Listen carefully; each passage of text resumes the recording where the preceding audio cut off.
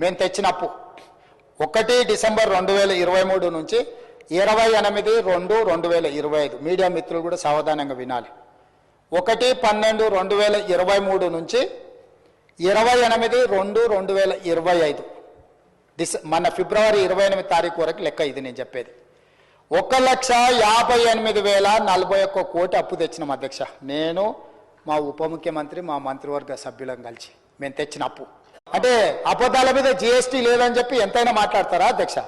ఈసారి కలిసినప్పుడు మా మహేశ్వర్ రెడ్డి గారిని రిక్వెస్ట్ చేస్తున్నాం, మోడీ గారిని అడిగి అబద్ధాల మీద కూడా ట్యాక్స్ పెట్టండి జిఎస్టీ అని చెప్పి అబద్ధాలకు కూడా జిఎస్టీ వేస్తే కానీ వీళ్ళు అబద్ధాలు మానేటట్లేరు అధ్యక్ష. ఎందుకంటే ఇంత అడ్డగోలు అబద్ధాలు ఏంది అధ్యక్ష? ఎక్కడి విధానం ఇది? ఎవరు వచ్చేటోళ్ళు కాదు. ఇప్పుడు మనం సెక్రటేరియట్ ఓపెన్ చేసినాం, సెక్రటేరియట్కి వస్తున్నారు. మనం సెక్రటేరియట్లో ప్రజల్ని లిబరల్గా వదిలితే దాన్ని దుర్వినియోగం చేస్తున్నారు. జర్నలిస్టులను అంతకుముందు ప్రజాప్రతినిధులను రానియలే, జర్నలిస్టులను రానియలే సెక్రటేరియట్లకు. మనం వచ్చినాక అలౌ చేస్తున్నాము. వాళ్ళు లోపలికి వచ్చి కూర్చొని ఏది పడితే అది రాస్తున్నారు. స్లో ఏమైంది వాడిని నియంత్రించే కాడికి వస్తాయి.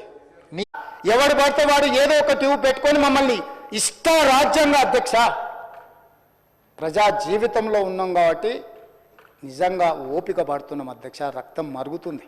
ఏంది భాష అది అధ్యక్ష? కుటుంబ సభ్యులను అంతేసి మాటలు అంటుంటే అసలు మీరు మనుషులా అని నేను వాళ్ళని అడగదలుచుకున్నా అధ్యక్ష. మీకు భార్య బిడ్డలు లేరా? తల్లిదండ్రులు లేరా?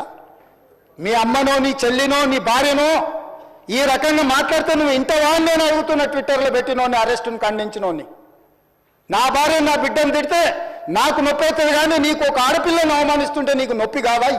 ఏ సంస్కృతిలో ఉన్నారని నేను అడుగుతున్నా అధ్యక్ష.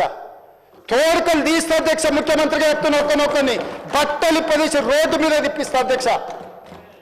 तो इसीलिए मैं कह रहा हूं कि आदिलाबाद में जो एयरपोर्ट लाने के लिए जिम्मेदारी मेरी है, मैं ला के दूंगा आपको. पहले मर्तबा मैं वरंगल ले चुका हूं, दूसरा राउंड पे आदिलाबाद आ जाऊंगा. आदिलाबाद भी एयरपोर्ट लाने का जिम्मेदारी मैं लूंगा.